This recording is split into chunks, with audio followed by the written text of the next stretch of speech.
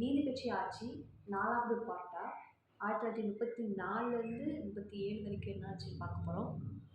இப்போயுமே பொப்ளியரசரோட ஆட்சி தான் வந்து அமைஞ்சது. எப்படின்னா நீதி கட்சி ஜமீன்தார் ஆதரவாக ஒரு குழுவும் ஜமீன்தாரை எதிர்த்து ஒரு குழுவும் 2 கோஷ்டிகளாக வந்து பிரிஞ்சாங்க. இந்த பொப்ளியரசரும் மக்கள் நிலையை புரிஞ்சுக்காம ஜமீன்தாருக்கு ஆதரவாக அவங்க பொருளாதார கொள்கையை வந்து தொடர்ந்து பின்பற்றி வந்தார். 1930 என்னாச்சுன்னா உப்பு சத்தியாகிரகத்தையும் ஒத்துழையாமை இயக்கத்தையும் தமிழ்நாடு மக்கள் வந்து ஆதரிச்சாங்க. காங்கிரஸ் மீது மக்களுக்கு ஒரு மரியாதையும் நம்பிக்கையும் அதிகரிச்சிச்சு. இரட்டையாட்சியை தொடர்ந்து எதிர்த்து வந்த சுயராஜ்ய கட்சி சத்தியமூர்த்தி அவர் வந்து தேர்தலில் கலந்து கொள்ள தயாராக வந்து இருந்தார். இந்நிலையில நீதி கட்சி தன் செல்வாக்கை பெருக்குவதற்கு 2 முக்கியமான ஒரு முடிவு எடுத்தாங்க. அதில் ஒன்று வந்து பிராமணர்களை உறுப்பினர்களாக சேர்த்துக்கிட்டாங்க. இன்னொன்று சுயமரியாதை இயக்கம். ஈவே ராமசாமி அவரோட சுயமரியாதை இயக்கத்தை வந்து ஆதரித்து ஈரோடு திட்டம், அவரோட ஈரோடு திட்டத்தையும் ஏற்றுக்கொண்டனர். அந்த திட்டத்தில் முக்கிய கூறுகளாக என்னென்ன இருந்துச்சுன்னா, அத்தியாவசிய தொழில்களை நாட்டுடைமையாக்குவது, அதுக்கப்புறம் அனைவருக்கும் ஆயுள் காப்பீட்டு திட்டத்தை விரிவுபடுத்துது, மதுவிலக்கு கொள்கை, அதுக்கப்புறம் தீண்டாமை ஒழிப்பு, இலவச கல்வி, அனைவருக்கும் வகுப்பு வாரி பிரதிநிதித்துவ முறையை நடைமுறைப்படுத்துது. இது மட்டும் இல்லாமல் அனைத்து நிர்வாக அமைப்புகளுக்கும் அதிகாரத்தை பகிர்ந்து கொள்வது. இந்த மாதிரி விஷயங்கள்லாம் ஈரோடு திட்டத்தில் வந்து ஈவே ராமசாமி குறிப்பிட்டிருக்காரு. இருப்பினும் நீதி கட்சி 1934 சட்டமன்ற தேர்தலில் படுதோல்வி அடைஞ்சாங்க. சுயராஜ்ய கட்சி வந்து ஜெயிச்சாங்க. ஆனால் அவங்க கட்சி அமைக்க முன் வராதனால பொப்ளியரசரை வந்து தொடர்ந்து முதலமைச்சராக நீடித்தார். அடுத்து ஆட்சியின் வீழ்ச்சி. சிறுபான்மை அரசாங்கம் வந்து பொப்ளியரசர் வந்து அமைச்சார். இவர் முதல்வராக நீடித்தாலும் நீதி கட்சியின் வீழ்ச்சியை வந்து யாராலையும் தடுக்க முடியல. நீதி கட்சியின் தலைவராக தலைமை கொறடா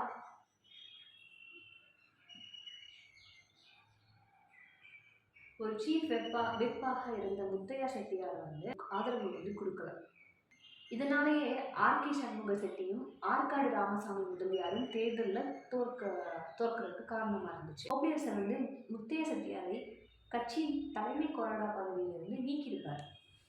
அதனால் ஆத்திரமடைந்த முத்தையா செட்டியார் பொப்ளியரசருக்கு எதிராக நம்பிக்கையில்லா தீர்மானத்தை வந்து கொண்டு வந்திருப்பார். அவரை திருப்திப்படுத்துறதுக்காக முத்தையா வந்து கல்வி அமைச்சராக நியமிச்சிருப்பாங்க.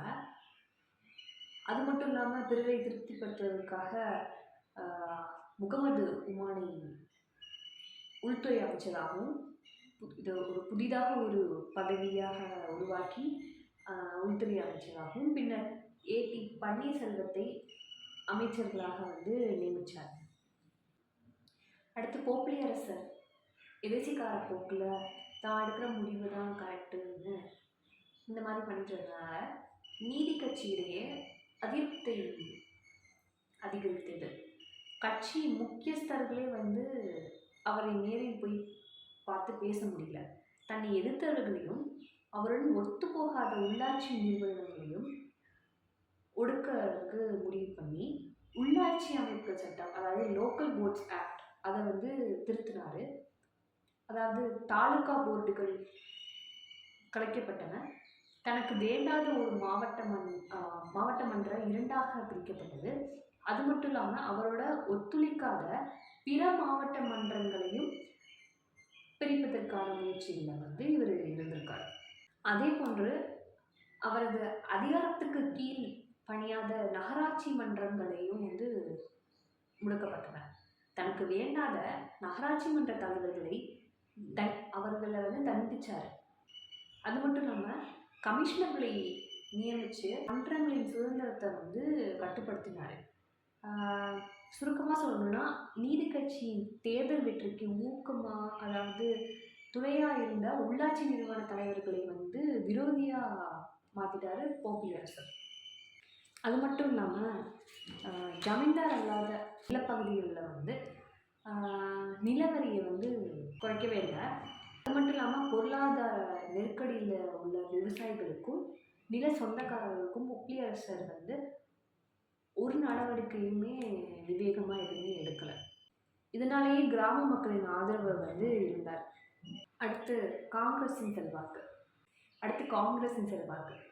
இந்திய விடுதலை போராட்டத்தை முன்னின்று நடத்திய அகில இந்திய காங்கிரஸ் செல்வாக்கு மக்களிடையே விரைந்து பரவி வந்துச்சு. அந்த சமயத்தில் பாப்புலரசர் வந்து அரசாங்கத்தோடு சேர்ந்து கொண்டு நிலவரி குறைக்க கோரி காங்கிரஸார் நடத்திய ஆர்ப்பாட்டம் அப்புறம் போராட்டத்தை வந்து எதிர்த்து கடுமையாக வந்து நடவடிக்கை எடுத்தார் பாப்புலரசர்.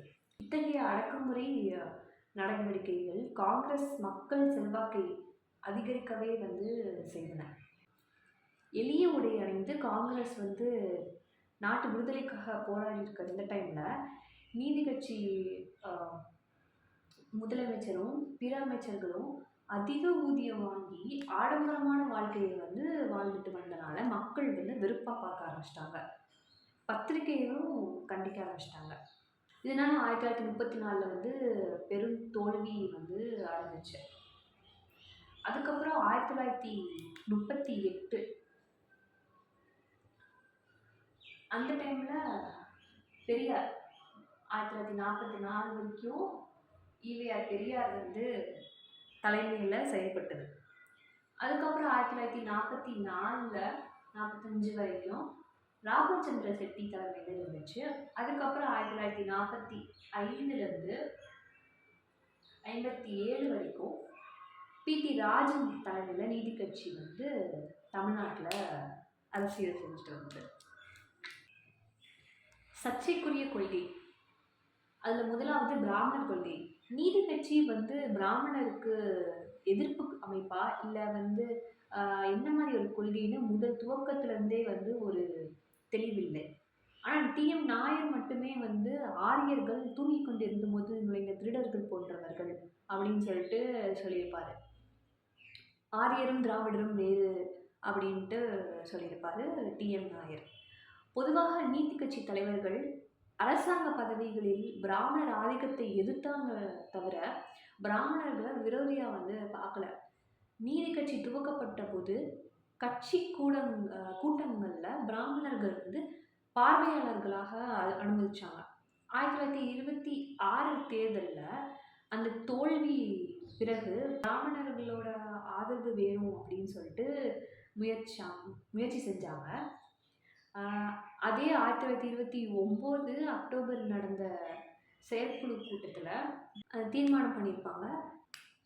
11வது கட்சி மாநாடு நெல்லூரில் என்ன முடிவு பண்ணியிருப்பாங்கன்னா பிராமணர்களோட ஆதரவு வேணும்னு சொல்லிட்டு நீதி கட்சி முடிவு பண்ணியிருக்கோம். ஆனால் சில தலைவர்களான பெரியார், ஆர்கே சண்முக செட்டி இவங்கெல்லாம் வந்து எதிர்த்தாங்க. 1930 நீதி கட்சியோட செல்வாக்கு குறைஞ்சது. 1934 ஆகஸ்டில் வந்து நீதி கட்சி தன் கதவுகளை பிராமணர்களுக்கும் திறந்து வைக்கப்பட்டது. ஆனால் ஈவேஆர் வந்து ஆதரிக்கிறார். அடுத்து சிறுபான்மை கொள்கை. சிறுபான்மை கொள்கையில் 1920 நீதி கட்சி தேர்தலுக்கு வரும்போது என்ன வாக்குறுதி கொடுத்துச்சுன்னா பிராமணர்கள நலன்களை பாதுகாப்பேன் அப்படின்னு சொல்லிட்டு வாக்குறுதி கொடுத்துச்சு. ஆனால் ஆதி திராவிடர்களும் முஸ்லீம்களும் பிற சிறுபான்மை வகுப்பினரும் அந்த வாக்குறுதியை வந்து நம்பினாங்க. ஆனால் நீதி கட்சி வந்த சில ஆண்டுகளிலேயே வந்து செட்டியார், முதலியார், நாயுடு, பிள்ளை அப்படி போன்ற உயர்ஜாதியினர் அப்படின்னு சொல்லிட்டு ஒரு எண்ணம் சிறுபான்மையிலேயே எழுந்தது. சட்டமன்ற உறுப்பினராக அந்த அப்பா அலிகான் ஒரு முஸ்லீம் கூட அமைச்சரவையில் இடம் பெறவில்லை அப்படின்னு சொல்லிட்டு வெளிப்படையாக 1923 சொல்லியிருப்பார். டாக்டர் டிஎம் நாயர் இறந்ததுக்கு அப்புறம் ஆதி திராவிடர்களோட நலன் வந்து புறக்கணிக்கப்பட்டது. புளியந்தோப்பு நிகழ்ச்சி அப்படின்னு பிஎன்சி மில் ஸ்ட்ரைக் வந்து சொல்லுவாங்க. பிராமணன் அல்லாத உயர் வகுப்பாருக்கும் ஆதி திராவிடர்களிடையே ஒரு பெரிய பிளவை வந்து ஏற்படுத்துச்சு அப்படின்னு சொல்கிறாங்க.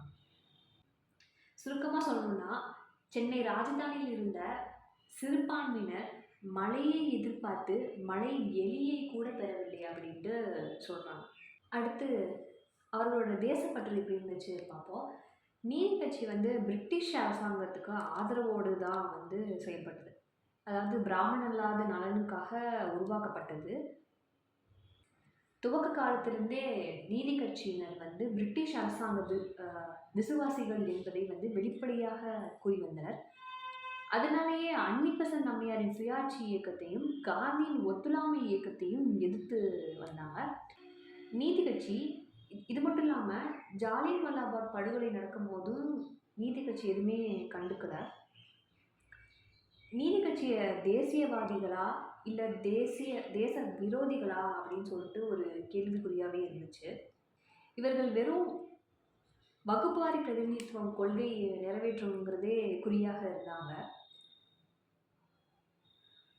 அந்த நோக்கம் நிறைவேறின அப்புறம் அவங்களோட கட்சி கொஞ்சம் கொஞ்சமாக சரியாக ஆரம்பிச்சது.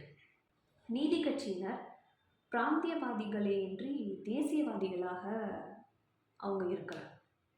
இதோட கண்டினியூஷன் சாதனைகள் குறைகளை பற்றி அடுத்த வீடியோவில் பார்ப்போம். தேங்க்யூ.